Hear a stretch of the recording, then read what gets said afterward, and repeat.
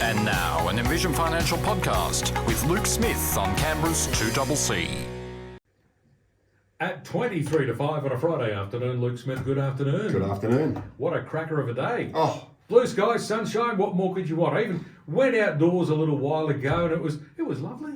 yeah, look, the only thing that could have happened today that would have topped it off would have been, hit a few straighter shots and made a couple of putts. But, we can't have everything in one day, can we? Well, no, and of course I've been in the office pretty much the whole day. There we go. Today we're talking about, should I have an interest-only loan on my investment property? Well, the short answer is yes. Well, look, I couldn't resist it. I had to do that. exactly. And look, I'm not actually going to fight you on it. I'm going to actually now try and support your initial comment.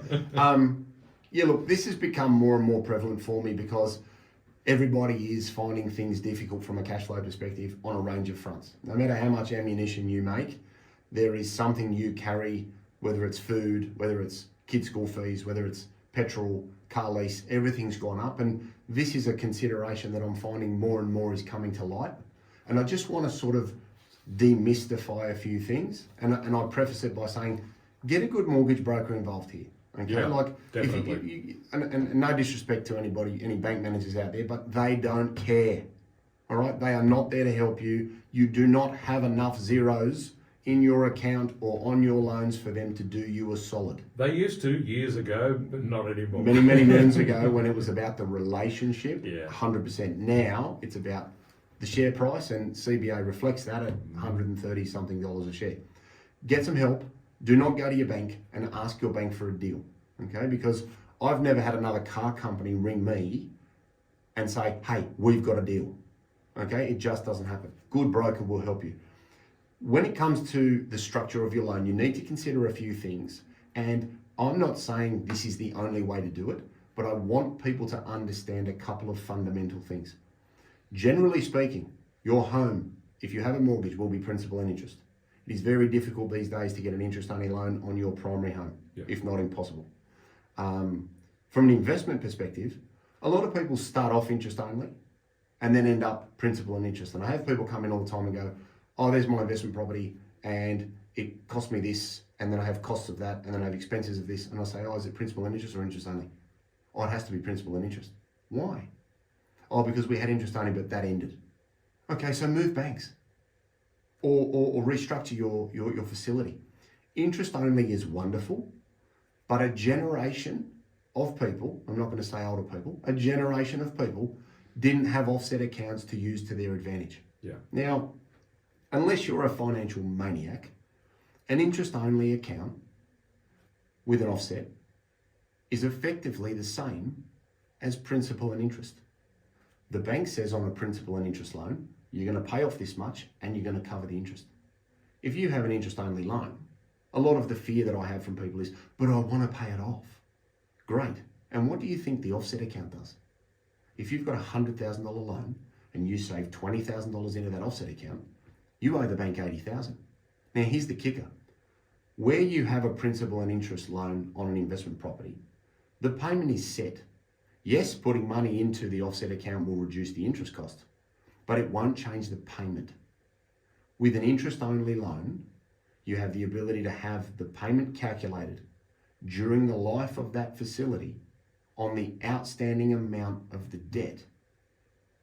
All right? That's a clear advantage right there. Exactly, because if you can save or you want to reduce the cost of the loan, i.e. the payment that you have to make, interest-only will be your friend, right? Here's an example. $400,000 loan, interest only at 6.5%, payment $2,166 a month. Against $400,000 loan, principal and interest at 6.2. So here we go. Looks like a lower interest rate. There we go. But shiny lights. Oh my God, it's better. $2,623 a month. But the payment is higher, Luke. Why is that? Because you're paying down a principal portion, and that's the mandated amount that the bank has calculated for the duration of your loan. Now, the difference between those two examples is 30 basis points or 0.3, okay? And a lot of people leap to, oh, well, 6.2 is better than 6.5. Yeah. Don't look at the rate. look at the payment, look at the impact on your cash flow. The difference between those two is $456 a month or $5,476.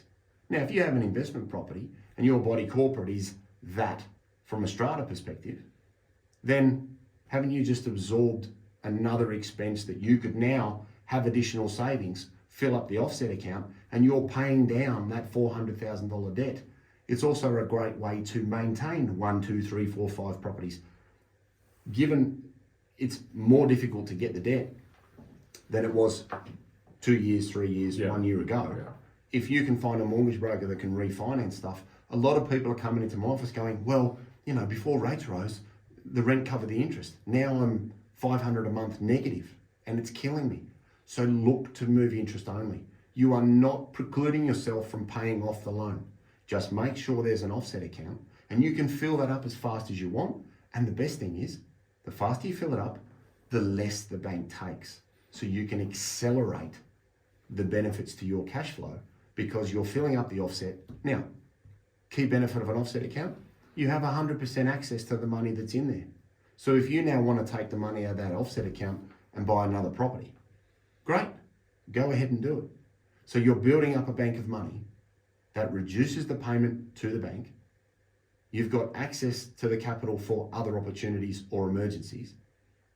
I don't really see a lot of downside in that, other than saying, if you are a maniac and on Friday night after 3 bottles of wine you decide you want to go to Coachella, if you're that person, then maybe use principal and interest. Again, I'm not saying it's the only way to do it. Yeah, the clear danger there is that you do have access to the money. If you don't have good, strong discipline, you might be tempted to raid that fund and spend it unproductively, so, shall we say. Exactly, but we need to say, what is the purpose of my loan? It is for investment purposes. Do I want to give the bank more money than I need to? No one's ever come in and said, oh, I'd love to do that. So we want better cash flow control. We want access to the capital. We want to be rewarded for filling up the offset account because the bank is only going to charge you on what you owe them, not the total borrowing at the start. And all we're trying to point out here to the listeners is don't swallow from your current banking provider, oh, you can't have interest only. Get a third party involved. That's why mortgage brokers exist. And they don't care if you go to NAB, Macquarie, ANZ, Bendigo Bank, and some others I had come in this week, I didn't even know they were banks. They can take your position to a lender that will understand the deal that you are bringing to the bank. Some banks like doctors. Some banks like financial planners. Well, no bank likes a financial planner. Some banks like tradies. Some banks like employees. If you're going to go to your bank and you turn up and you're not putting your best foot forward and you're not the market they're looking for, you could waste hours of time. Go to a broker. They'll put your deal with the right lender who'll understand, you know, your terms and conditions and what you can have, but get your loan set up to help you from a cash flow perspective. Because what happens if you don't do it? Oh, I can't afford that mortgage payment anymore. It's taking up too much of my wages because the rent's 40 and the interest is 60. Oh, I can't keep this going because of interest rates. You probably could from an interest only perspective. Don't preclude your ability to hold a growth asset for a longer time just because of a short-term interest rate issue, which is what most people are dealing with at the moment. Now, I don't know if this is important for everybody, but the thing about interest-only loans for an investment property that I found appealing is the fact that when you do your tax and you are calculating your tax deductions, the interest you pay is one of them. Yes. So, with an interest-only loan, the whole payment is tax deductible. Correct. The problem with a principal and interest loan is you've got that money as an outgoing every month, but only a portion of it is actually tax deductible. Now, that always bothered me. And look, I think a wonderful breakdown of one of the material differences between those two facilities, which again, as an awareness piece today, don't swallow that you can't have interest only.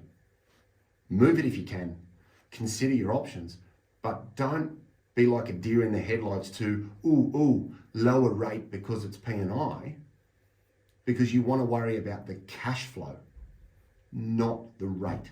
And if you can get your cash flow outgoing down, that means that generally speaking, you can still save into the offset account, but it's not costing you, as you just said, that monthly amount You're maximising deductions, you're maximising the control of your cash flow, and then you're buying yourself potentially some additional duration or time to see a property go up, because you don't buy a residential or commercial property for a short-term view.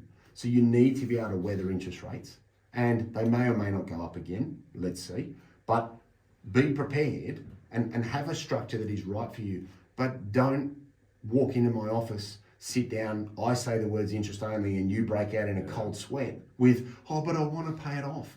That's what an offset account's for. And the other feature we haven't touched on yet, and it's not always the case, but generally speaking, interest only is often a fixed rate. Principal and interest is often a variable rate. Yeah, look, you can play that game, and fixed is harder because you don't have the capacity to pay it down.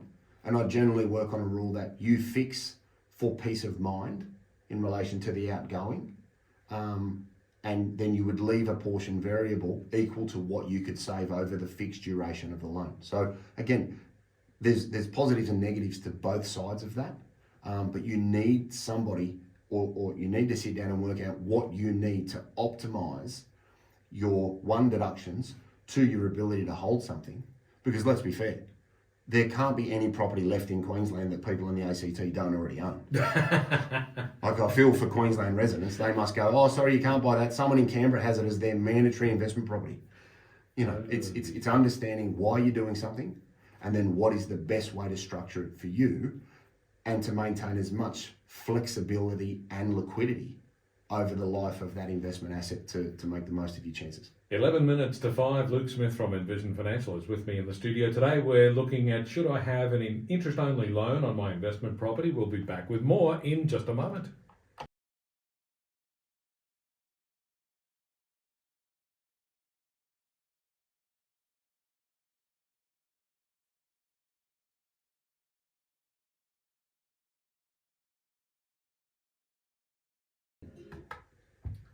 Seven minutes to 5 on a Friday afternoon, which means Luke Smith is with me in the studio. Today we're talking about, should I have an interest-only loan on my investment property? We've covered a fair bit of territory. So Luke, what are the key things to consider when thinking about the loan structure that's right for you? Yeah, look, I think you've got to go into this with, what are my payments going to be?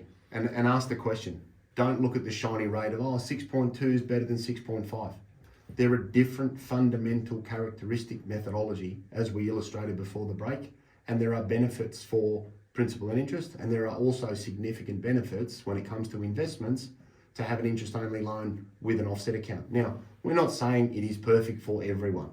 Everybody's situation and their why is going to be different. So it kills me when people come in and say, I can't have one of those. Why? Because my bank has said so. Well, find another one. You want to maintain access to your money. Remember, an offset account will help you achieve that. If you want to reduce the minimum payment per month to the bank, an interest-only loan will help you do that. If you want to try and get the difference between rent and interest as low as possible, interest-only with an offset account will do that. And I say offset account because, yes, you can pay down an interest-only loan by filling up the offset account. And there's a generation of the community out there that haven't always had offset accounts. So they hear interest-only and they break out into a cold sweat and they say, oh, but I want to pay it off. You can. Just whip the money into an offset account and you're paying down what is effectively a principal payment. The more you put in the offset account, the less you owe, the less you pay. So think about that. 6% on 100 grand, you pay $6,000 a year. If you owe $50,000, you pay $3,000 a year.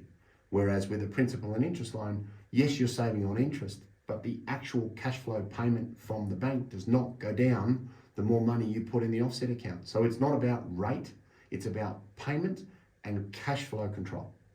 Shop it around. Don't think that where you are is going to give you the best deal. Get a mortgage broker involved. Remember that a lot of the times this is a long-term investment. So have a long-term structure. If you have an interest-only facility for 5 years and it matures, to shop it to another bank.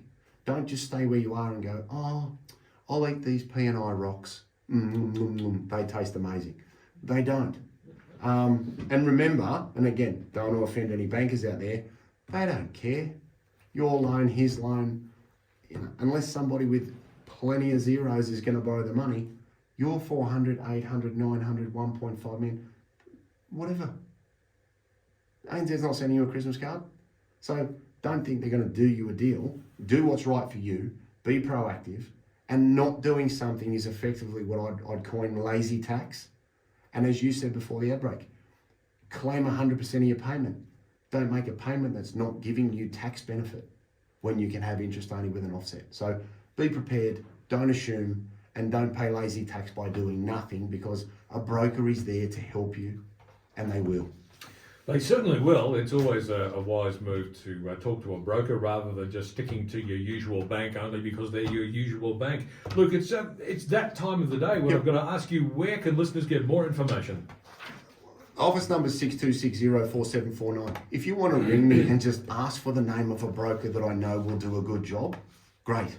I can put you in touch with 5 or 6 different ones. I don't care who you use. I care if you don't investigate it. Envisionfinancial.com.au on the internet. We've got the podcast, the Strategy Stacker. Luke Talks Money on iTunes and Spotify. Everybody can watch the show on the YouTube channel Envision Financial Canberra, so subscribe to that and get an update every week when the show drops. We've got the Strategy Stacker on the Tiki Talker, and these different considerations are in a chapter in Smart Money Strategy, your ultimate guide to financial planning. As a lady said this week, your Bible to financial matters. Nice work. Here we go. Indeed. Luke, thanks very much. See you next week. We'll see you again next Friday afternoon at the usual time, right here on 2CC, when Luke Smith joins us again from Envision Financial.